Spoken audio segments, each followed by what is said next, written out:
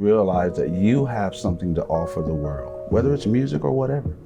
You have something to offer that no one else in the history, past, present, and future has, right? And the proof is at the tips of your fingers. You have a fingerprint that's never been here, will never be here again. There's your proof that you have something unique.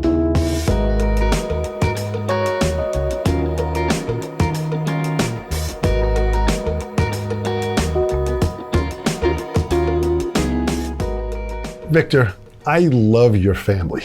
Me too. Thank you. Good Thank for you.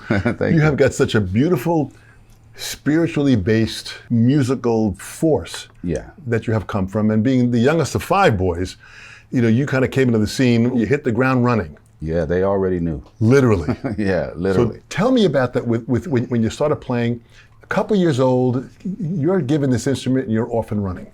Yeah, I mean, and for me, mostly I hear the stories. It's sort of like you trying to remember when you first started talking. Yeah. The earliest memories I have, I was maybe about 2 years old, living in Hawaii. Our dad was military, so we were in Hawaii at the time. I didn't have a real instrument, I had a toy. And there were some videos of me just strumming this toy. And but my brothers were really playing and they included me. So the same way you include a baby in the conversation. It may not be real English, but it is real communication. Yeah. I wasn't really playing a bass, but I was playing music on this toy. Yeah. And so I was learning to play music before I ever learned to play the instrument. And in these days, we teach it in reverse.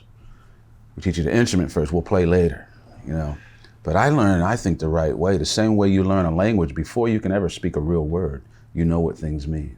Absolutely. Yeah. I think this is powerful because this feels like it's the foundation of how you teach. Just talk about For that, me, about how it is. language and music and how we learn. Just talk about that. Well, I use the relationship between music and language. I use that a lot because then everybody gets it right away. There's nothing hard about that. We're all masters of our first language. Yeah. And I say it that way because if we could speak musically as freely and as clearly as we do with our voice, you'd be considered a god on the instrument. But we're all that. We all have that capability. If we're not all speaking clear English by 5 years old, we know there's a problem. But if you're playing clear music by 5, you're a prodigy, right?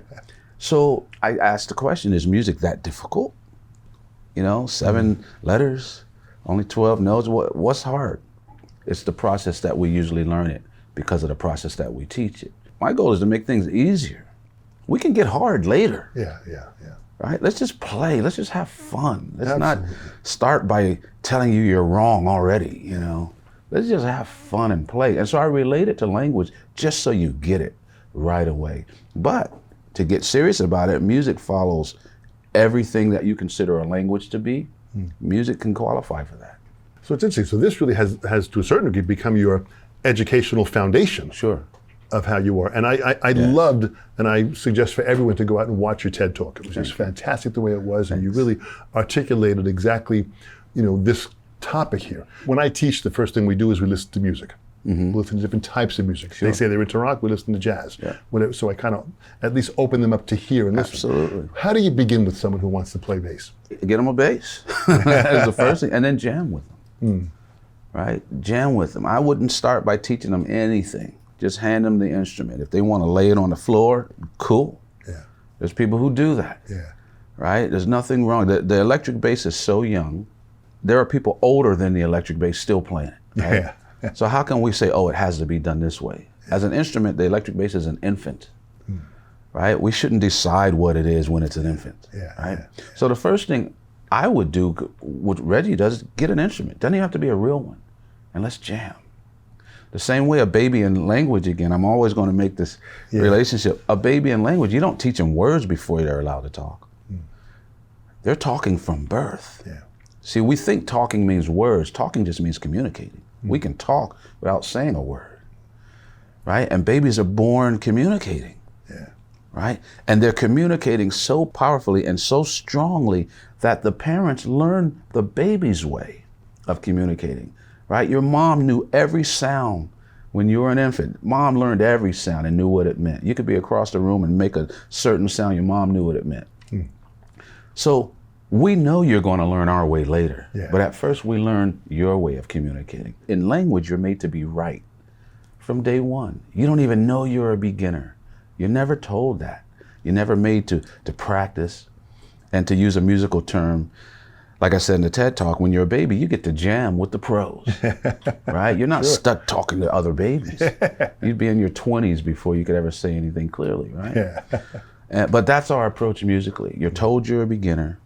You have to learn all these rules before you're allowed to express yourself. And you have to express yourself the way I want you to in music, Really? not your own way. Yeah, really restricting. You got to use years of my way. Yeah. And then I'll tell you, after you've gotten good at my way, I say, now go find your own voice. And why'd you steal it away from me, right? Yeah. But in language, we always have our own voice. We never lost it, Yeah. right?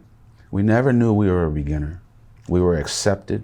As kids, we celebrate a child's effort, not the result.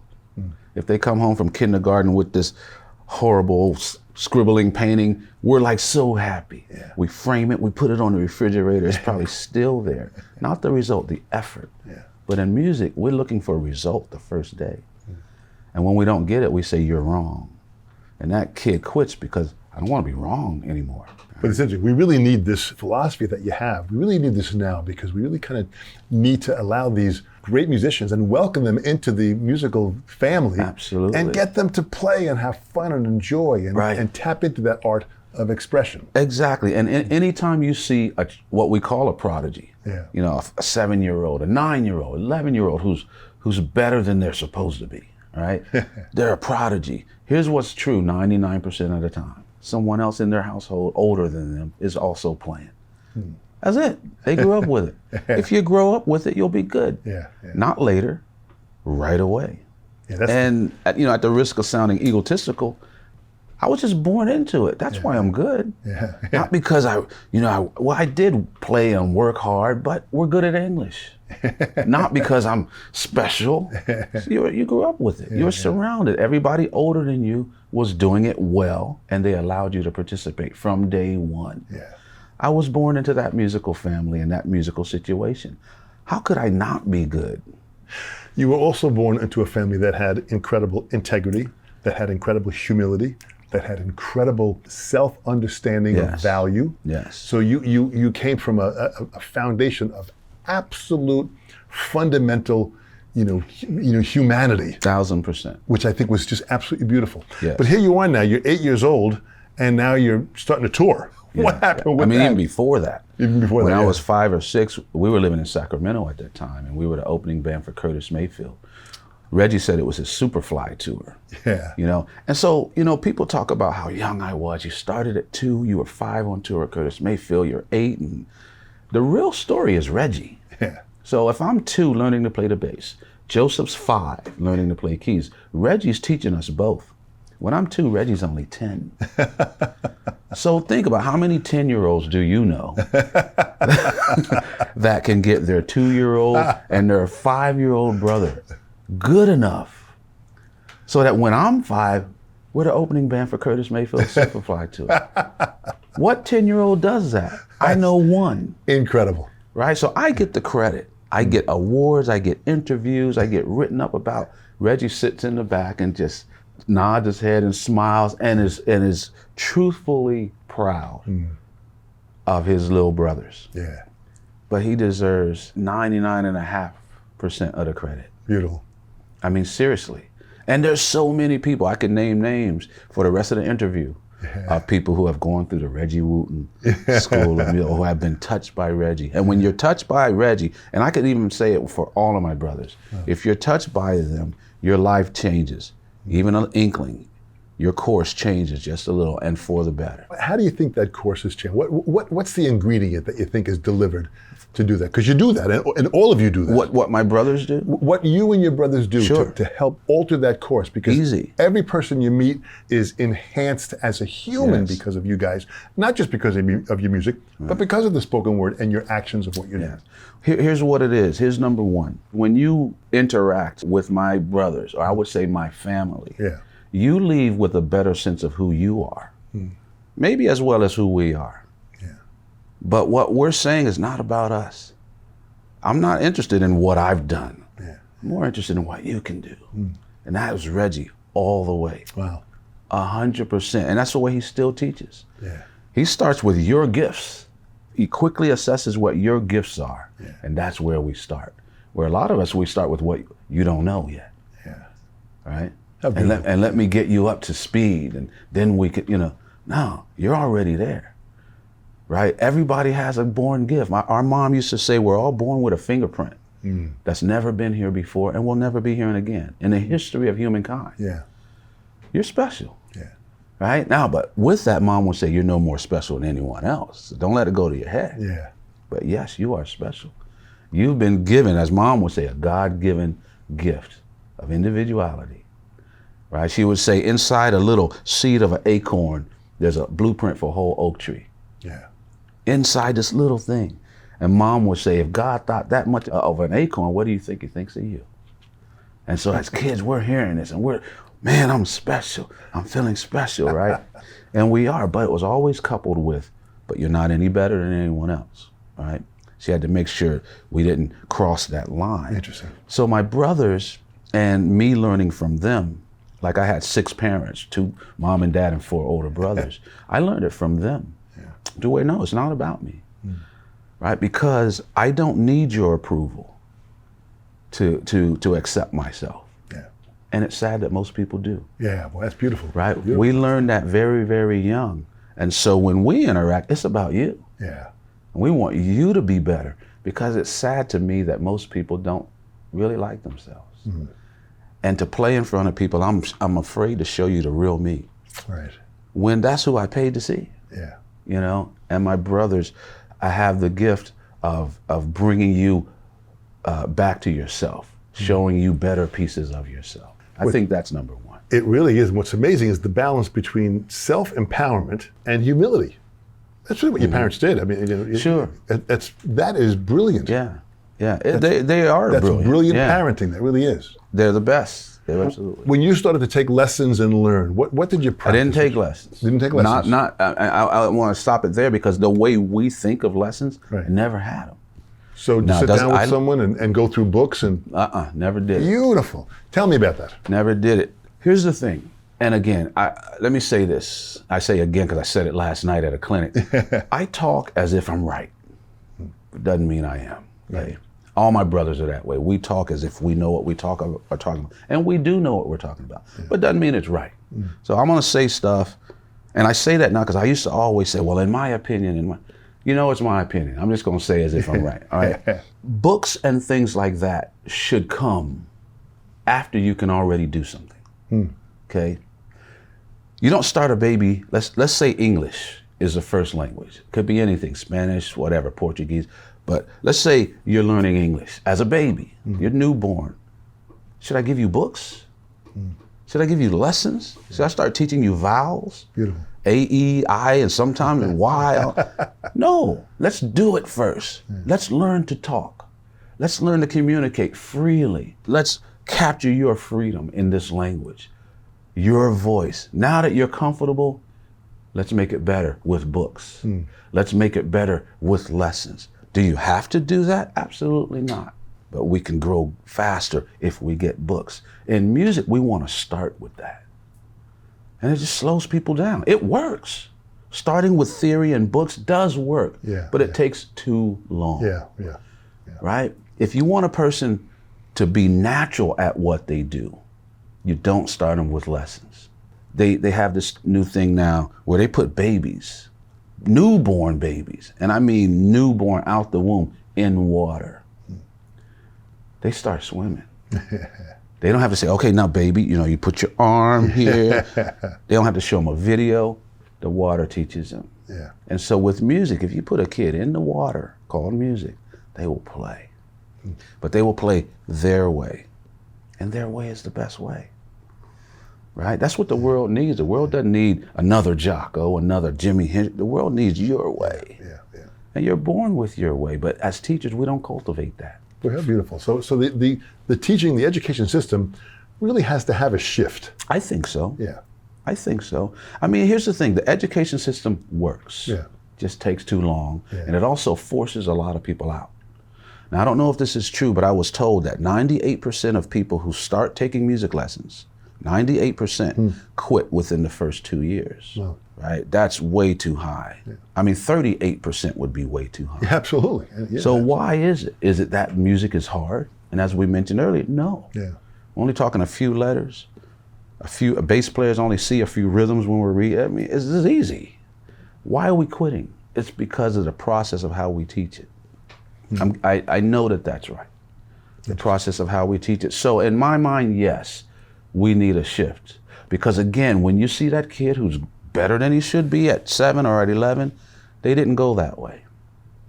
They got a brother, they got a father, a mom who also plays, and they were just born into it.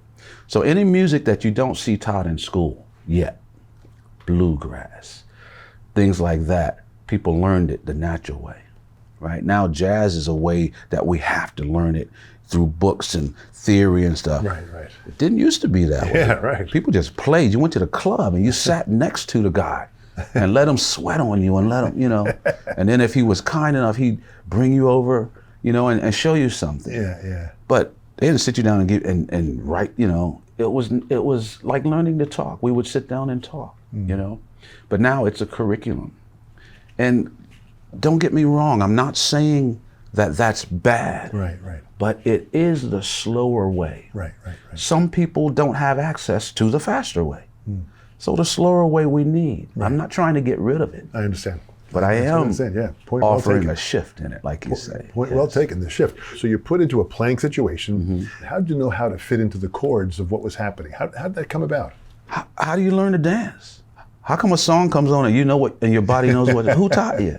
Do you tell a baby where to put the foot? No, the music tells you. I love right? it. I mean, seriously, you don't have to teach a kid the lyrics to a Michael Jackson song. They'll know it before you. It's just through listening. I'm telling you, learning a language is more difficult. Like, go try to learn Russian. You can learn Russian music easier than the Russian language. Yeah. It's easy. All you have to do is let the child listen to it, and literally you can tell them nothing. Just put some instruments on the floor and let the babies have at it. Now, as a parent, we have kids, we step back, we watch from a distance. If something's off, we guide, we step in. No, you can't just eat cake, you need some vegetables. We step in where we need to, but if we don't need to step in, we don't. In music, we're already in. From the beginning, you have to do what I say. No, you can't play a C sharp in the key of C. Yes, you can. Right? But you have to learn why you can't first. So everything's about being wrong right away. Interesting. But to tell a person right away what note to play, you're also telling them that there are wrong notes. So what happens is that person, you're going to hit a wrong note for the rest of your life. Sure. But in the beginning, if you're told over and over it's wrong, because you're also going to make more mistakes than the right ones. Because most of the time we're just judging the note. We're not judging the effort like we do with the kid, the kindergarten painting. Right. We're not celebrating the effort, we're judging the result. And the result's going to be wrong more than it's right. So we're telling the kid over and over they're wrong. Over and over. After a while, a kid doesn't want to hear that anymore. Right? They're going to quit. Absolutely. They're going to get disinterested and things like that. So at first, it's not about the note. What Reggie does to this day is, if you want to play guitar or whatever, he wants to see what you can play. Just play something. A lot of times kids have already learned to be scared. Right? So Reggie says sometimes it's just the hardest to get them to make a sound.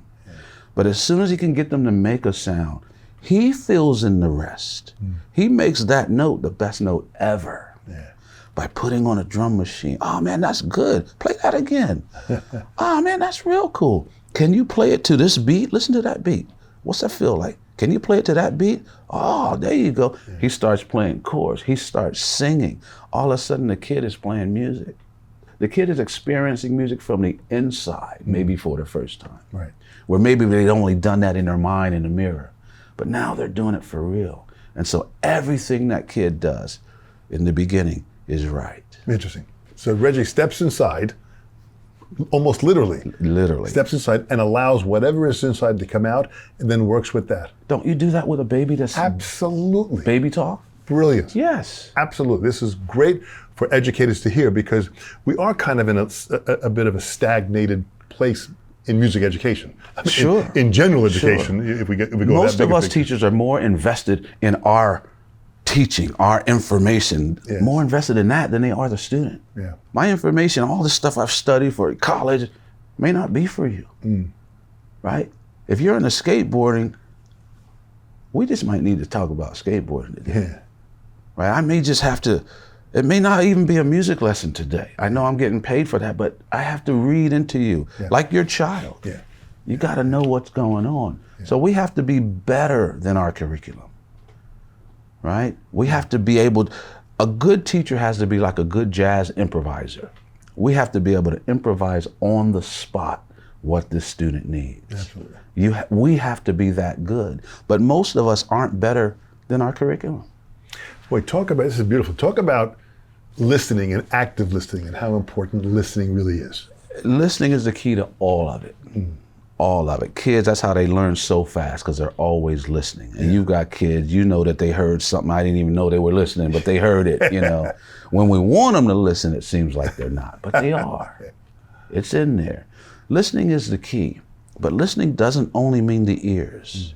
It means with the eyes. Why are they fidgeting? Why is that leg jumping? What's really going on? He looks different today. What's really going on? Something doesn't feel right. My skin is listening. I heard something. My ears are definitely listening. Blind people listen with the soles of their shoes, their feet, all this stuff. Deaf people. I played concerts when we were kids. We used to play for this school in D.C., Gallaudet School of the Deaf and Blind. The deaf people would be dancing just as hard as people who could hear, right? They felt the vibrations in their feet and their skin. So there's a lot of ways to listen. But listening can also be a choice. And we can practice it and we can get better at it. But that's one of the number one things we need to know how to do with our students, with anybody, really. And really the key to friendship, the key to relationship is being a good listener, right? When people know that they're listened to, you got friend for life. But as teachers, we have to listen more beyond the ears, more beyond what the student said or played. Maybe it's what they didn't say, what they didn't play, you know? But listening is the key. Absolutely. So, who did you listen to musically when you were younger? What bands or musicians? What was around? What were all of the brothers listening to? At first, I wasn't really aware of who, or nor did I care who I was listening to. We're of the age where pop music meant popular music. Right. So we had jazz radio stations. We might have classical, rock, or whatever. The pop stations played whatever was popular. Yeah. So it might be a jazz tune. It might be a rock tune, but it was all on the same station. Yeah. So we got a chance to hear all of it growing up in the 60s and 70s. Yeah. Now, as I'm getting older, and when I say older now, because you have to remember I'm gigging before I was in kindergarten. Kindergarten, I'm in 1970. 1971, I'm first grade. Mom takes us to see James Brown live. James Brown in 71 and 72. Oh, at the peak of intensity. Him and the band. Yeah. Oh my goodness. Still vivid in my brain. You cannot not be inspired after that. Yeah. So, I mean, we're sliding across the floor. We're tying up our microphone stands and throwing them around. We're trying to get the groove. All of it, man. So that's when I was really starting to become aware of who I was listening to in the era of James Brown. Of course, there were some times, like Mom would always play gospel records on the weekend. I don't know if I knew who they were, Mahalia Jackson and those people. I don't know if I actually knew, but I remember hearing all that sound. Yeah. In the 70s now, there's James Brown, there's Motown. There's Earth, Wind, and Fire starting to really hit. And they're so positive. Every lyric, you're a shining star, no matter who you are. All this great stuff. Keep your head to the sky, powerful stuff. And I wasn't aware of how positive they were. But, like you don't know all the stuff your parents are putting in you, you don't realize until you're an adult, you know. Yeah. So Earth, Wind and Fire was helping out people. Stevie Wonder, little Stevie Wonder is coming up. There's this blind kid that's amazing, little Michael Jackson and the Jackson 5. We were so aware of them because we were 5 brothers too. Yeah. So that was when I really started to become aware. Age-wise, I'm very young. Musically, I've been playing 5, 6, 7 years already. You know, when I'm 10 years old, I've been playing with the band at least 8 years already. And gigging at least 5 of those years. And experience really is valuable. That experience is everything. You know, I mean, knowledge is one thing, but when you're in that and you're feeling it and you're in the moment, especially working with people that are older than you. Absolutely. And being included. And being included, yeah. That's important. Not like, oh, you the little one, you gotta. No, I never got that from my brothers. No. So now, as the 70s keep going, you know, we're getting into jazz also. Because there's Miles is around, right? Train is around, Bird, Louis Armstrong, of course. So we're getting interested in that also. But then we keep going, and now we're in the 80s and these hair bands, and we got Van Halen and Cinderella and Yngwie Malmsteen, and they're just as good as any jazz musician with what they're doing. I mean, it's amazing, just amazing stuff. And then in the early 80s, I get a job playing bluegrass fiddle at an amusement park. I had never played fiddle before, but I needed a gig because of a bad record deal. Our brothers were, for the first time, not playing together as a 5-piece band for the first time. Interesting. So I have to find work somewhere else. All I know is music. Oh, they need a fiddle player? Okay, I can do that. Go to my high school, borrow a violin. You know, before the ages of YouTube where you had access to every piece of music, I had to find the top fiddle tunes. Orange Blossom Special, Devil Went Down to Georgia. So I'm just learning these things, just enough to win the audition. All of a sudden now I'm playing bluegrass music. I thought I hated bluegrass music. Found out I loved it. Found out some of the world's best musicians are playing bluegrass. Wow, so my brain is opening up, right? Then the fusion scene hits. Wow, we got John McLaughlin and Mahavishnu with Billy Cotton. What is this guy? These drums are clear. These North drums. This guy's hitting 3 cymbals in one stroke. What in the world is this? You know, who's Stanley Clarke? Who is this guy playing? I mean, fire shooting out the bass, you know. Weather Report, and before Jocko, Weather Report with Miroslav, and then Alfonso Johnson on fretless, and then Jocko. Oh my goodness. I'm so lucky to have been alive and aware when he hit the scene.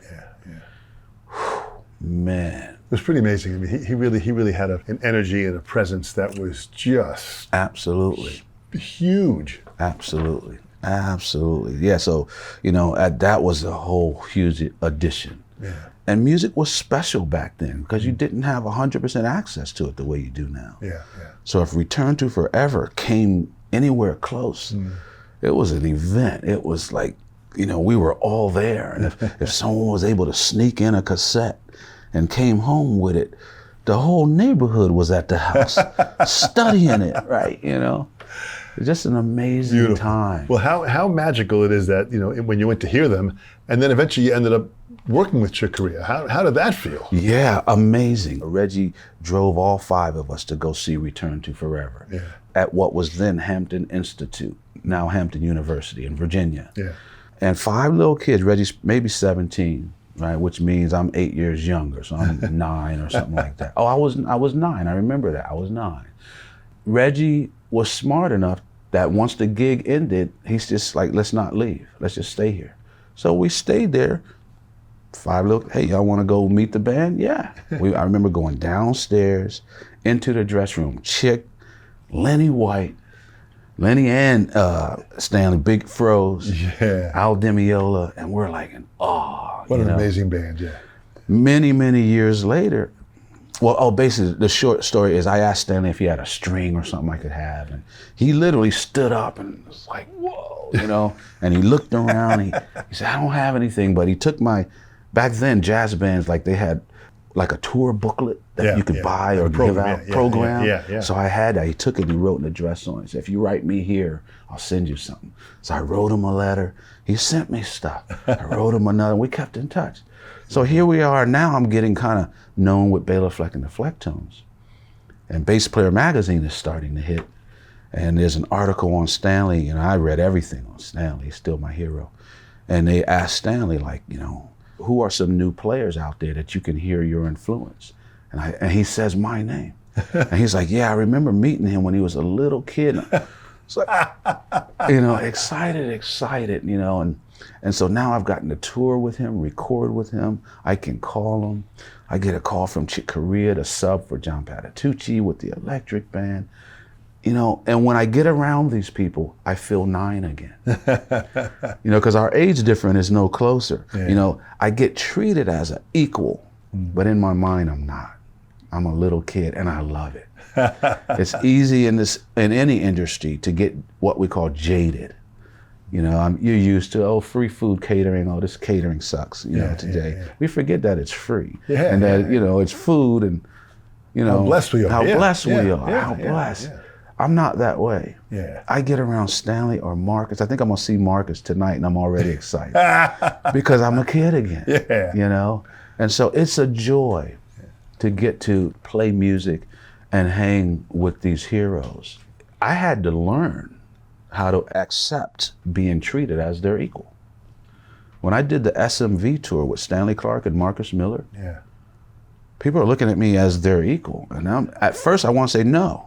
But after a while, I just have to say thank you or whatever, you know. And there would be people on tour that say, man, I learned about Marcus Miller through you.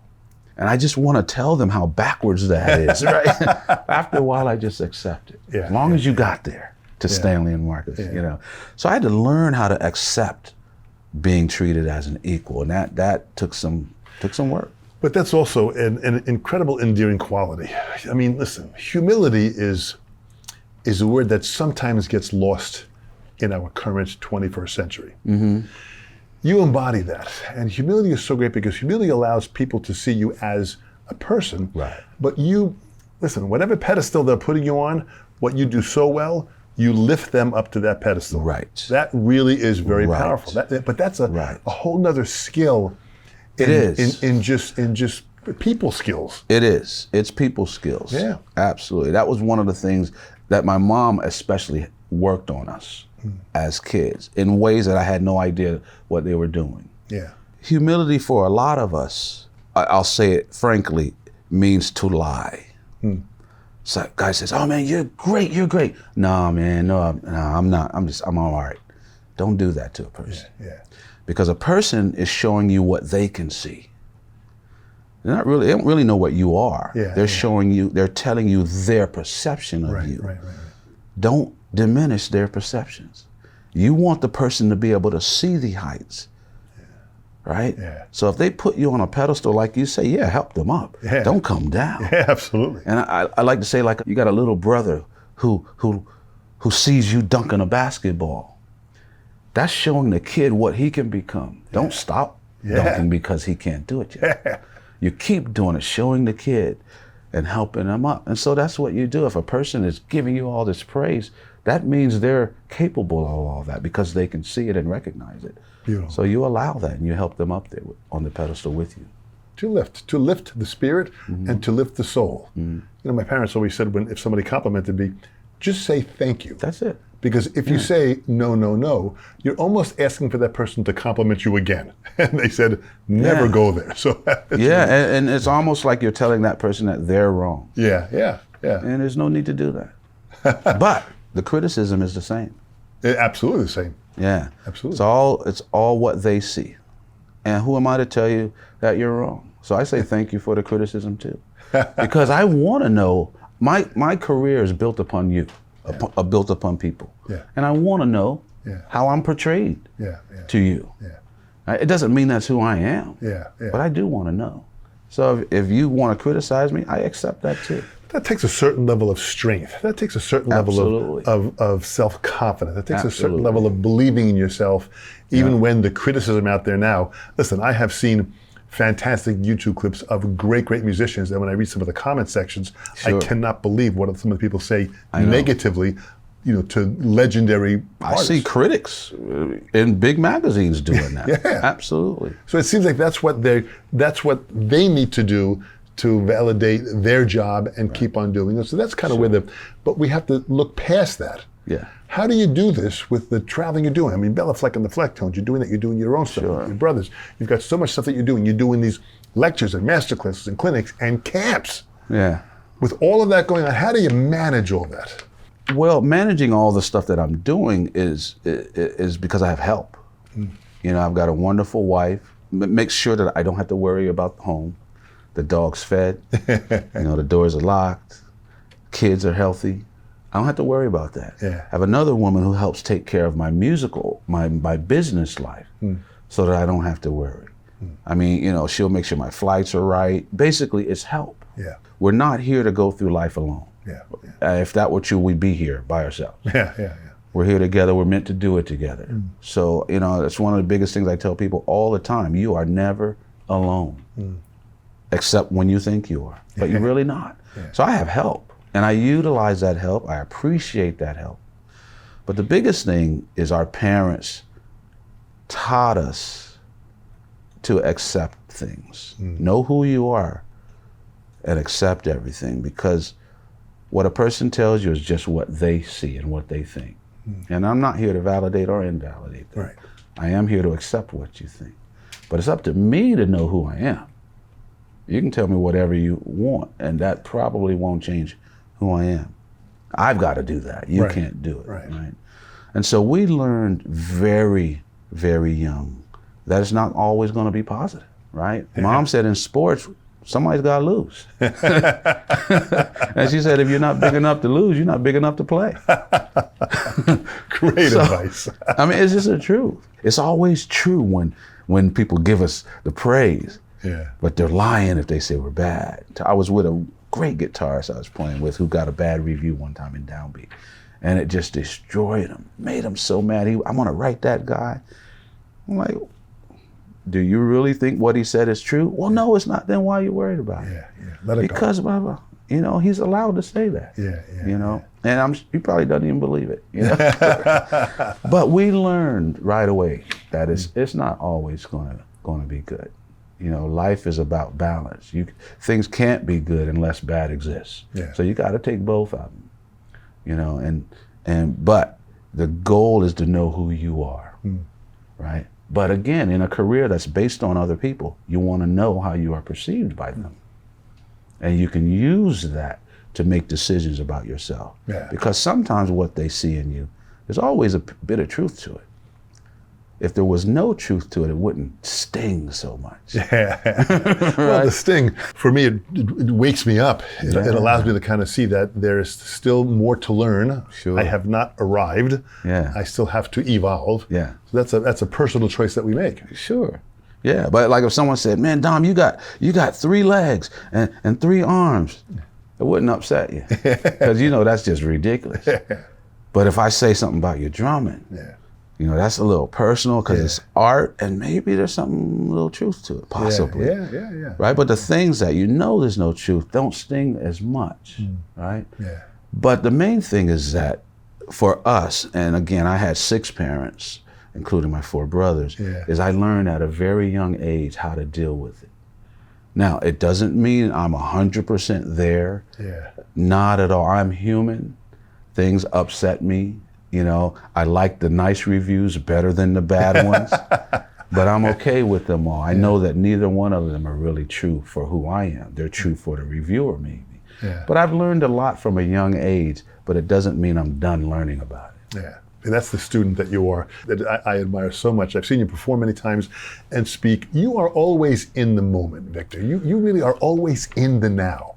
As much as I can be, yeah. But you maintain that. When you're playing, you are in that moment, and you don't worry about the future moment. You're not worrying about the past moment. You're in that moment at that time, just as you're I would say now. Especially when I'm playing. Yeah. That's when almost nothing else exists. I don't know how or why, but it is like that. And every gig I'm currently doing, is the most important one ever. Yeah.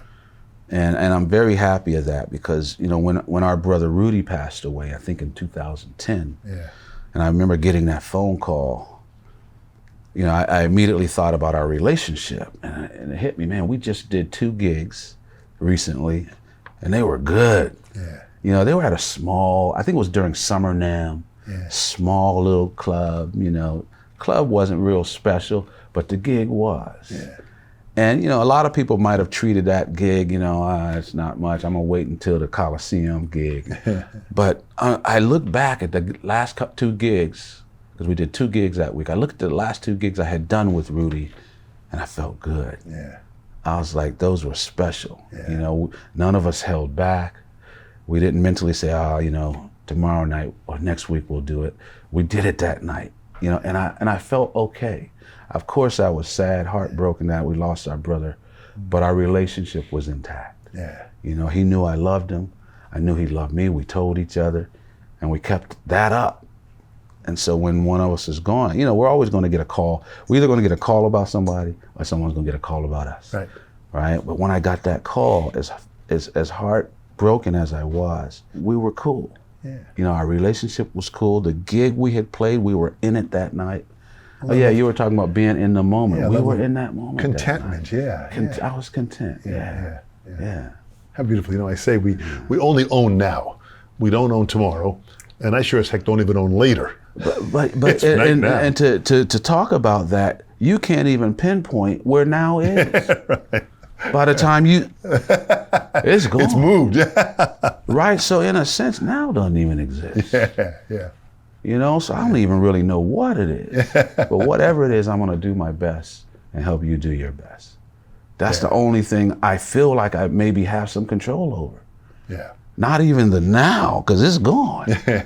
You know, but I can control how I experience what I perceive as the now. And I can do my best to put out a good version of my now and help you do the same. You know? But you are present. You are present, which I think is such a great, and when you say musically, when you play musically, and even like, you know, commencement speeches that you've done where you've had your bass there, I mean, even that to a large crowd, you pull them in to your presence, which lifts people because it brings their attention and your attention and minds connect. And that's the key. Even doing a commencement speech, it's not about me. It's about the people I'm talking. I'm not graduating. You know, it's about them. When I play, it's not about me. You paid to see me play. You're the boss. It's about you. When I think about me, I get nervous. Oh, I might mess up. And that's the thing. A lot of people aren't dealing with what we're doing right now. It's what might happen. I may mess up, and what you might think about me if I do, none of that has happened. And really none of it's true, because if you mess up, no one's gonna care. So we're not present. And for me, I can get most of that out of the way. I can disengage, for the most part, what you think about me. Because I have found at a young age that if I give you the complete me, you will like me more. Right? So for me, playing is a gift. A lot of us treat it as receiving. What are they gonna think of me? Right? For me, it's what do I think of you when I play? And that's one of the main things that helps me be present. It's because my attention, my everything is for you, and you're right there. You're not in the future, you're right there. And giving gifts is fun. And just about any time you give a gift, you're present. Absolutely. But that's why they call it a present. But there has to be a real understanding of how to love yourself. That's got to be almost one of the most important, because that's what I see with yourself. You love yourself so much that you allow yourself to be open to anyone that you meet. I have your book, The Music Lesson, A Spiritual Search for Growth Through Music. It has so much information that can fulfill us as people as well as musicians that I think is so beautiful in what you've done. Thank you. I appreciate that. Yeah, it surprises me what the book has done. Yeah. And I wrote it for myself, Yeah. for the most part. I don't mean I wrote it for myself, but I wrote the book I would want to read. Yeah. And I had no idea that, colleges and universities around the world would be using it. There's a seminary college in New Jersey that taught a course on it. Study groups. I'm like, wow, this is amazing. But it's just looking at music more naturally than academically. Yeah. And it's looking at music through life, Yeah. which is what music should be. Yeah. Music shouldn't be about music, Yeah. right? When you play your experiences in life, people will listen. Yeah. That's why B.B. King, your grandparents, your grandkids know B.B. King. Yeah. He doesn't know the same amount of theory as everyone else, a whole lot of technique. He just plays life. And anyone who's living life can feel that, right? Yeah. And so I wanted to write a book like that. As brothers, our mom said, she would say, what does the world need with just another good musician? Mm. She said, we have plenty. Yeah. She said, what the world needs are good people. Yeah. And it wasn't her saying, stop playing music. It was that if you're going to do it, if you're going to put all that effort, time, energy, money into music, it should make you and those around you better as people. All right? Or else we might be wasting our time. And we're kids hearing this stuff. I remember one time I had done something. Mom was always the best praiser. She made you feel proud about what you did. And I can't remember what I had done this day, but something really good. I maybe practiced a long time or whatever, with music. And her response this day, she said, well, that's great, but what does that have to do with me? And I was like, whoa, because that was a different answer than normal. Yeah. And I had to think, well, yeah, what does whatever I do on the bass have to do with you? And it literally made me look at everything. She didn't ask me to do this. I just did on my own.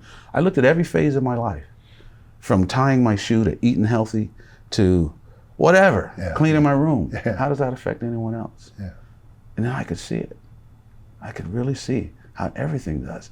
And it made me really look at the fact that I'm as good as I am because of my brother's work, previous work. Yeah. I'm as good as I am on the bass because of how good Stanley Clarke did. Yeah. All the work he did as a kid, right? So I can see that what he did, whether he knows it or not, affected the rest of us bass players, right? Now I'm looking at and seeing the broader meaning of what I do. Yeah. And it was just that one question my mom asked. Then I could say, wow, I'm not just doing this for me, and I could see it, which made it more special. Absolutely. Yeah. Well, I have a request. The next book, I see the wisdom of the Wooten family. I really see that there are points that your parents and your brothers have brought out that is wisdom. Wisdom is the combination of knowledge and experience. Right. And knowledge alone does not make someone wise, but the experience of putting it into motion. Bingo. It really, your family really seems to be the core of that wisdom. That needs to be shared. It's coming. Beautiful. It's coming. There's a book that I have outlined, and then I'm going to write it with my brother's input, because they were with my parents longer than me. Yeah. But it's going to be based off of my mom and dad's quotes. Good. Things that we heard over and over. Good. And then I will interview my brothers with each quote and get their thoughts on it. Beautiful. And then write just a little small coffee table book. Yeah. That will have the potential to change the world. Oh, fantastic. Because everything my parents said has the potential to change the world. Well, the results of all of you children is exactly the exact example of what that wisdom has produced. So that is really well needed. In closing, Victor, we have these incredibly young students that watch these interviews, and they sit and they listen to every word and names that are mentioned. I ask them to go do the research of who these people are, of names that you've mentioned. What would you say to this next generation in closing to give them the hope and the direction of how they can live their dream in music? Sure. A few things come to mind, so I got to keep it short and figure out the most poignant and pertinent things. One is something that I mentioned earlier, is to realize that you have something to offer the world, whether it's music or whatever. You have something to offer that no one else in the history, past, present, and future, has. right? And the proof is at the tips of your fingers. You have a fingerprint that's never been here and will never be here again. There's your proof that you have something unique. Yeah. Now, you don't have to do anything with it. You don't, right? You can veg out on your couch for 100 years. No one can take that individuality and that victory that you won to earn this. No one can take that away. Yeah. But as humans, we get the gift of choice, meaning we get to choose what to do with this. To me, that makes this more special. To add to that, if you think of your heroes, whether they're musical or any part of life, could be religious, political, could be spirit, whatever, you realize that you love those people because they realize their individuality. Yeah. I don't like Miles because he sounds like Freddie Hubbard. I don't like Jocko because he sounds like Rocco. They sound like no one else, right? Bob Dylan, no one has a voice like that, right? Willie Nelson, how many chords does he really know? Who cares? If he plays one, we stop everything and listen, because there's no one like it. Well, we all have that, but our heroes have embraced it. So I would urge us all, as much as we study other people, study yourself, right? Who are you? You know who Jocko is. You've read everything about Miles. What would your book say? Who are you? And find out who that is. Make it better and present it to the world. Guaranteed you'll have an audience if you do that. Beautiful, Victor. Well, thank you so much for being a part of the Artist Series here. You really are an incredible, special soul. I appreciate it. Thank you so much. Thank you, Dom. Thanks for having me. I appreciate it. Beautiful. Thank you very much. Dom Famularo here at the Sessions panel. This is so exciting. Thanks for watching. Thanks for subscribing. Click the subscribe button to be a part of what we're doing. The views help us tremendously. All of your comments, we read them and react to them. This is incredible. The support you're giving us is great. The Sessions panel. We'll see you real soon.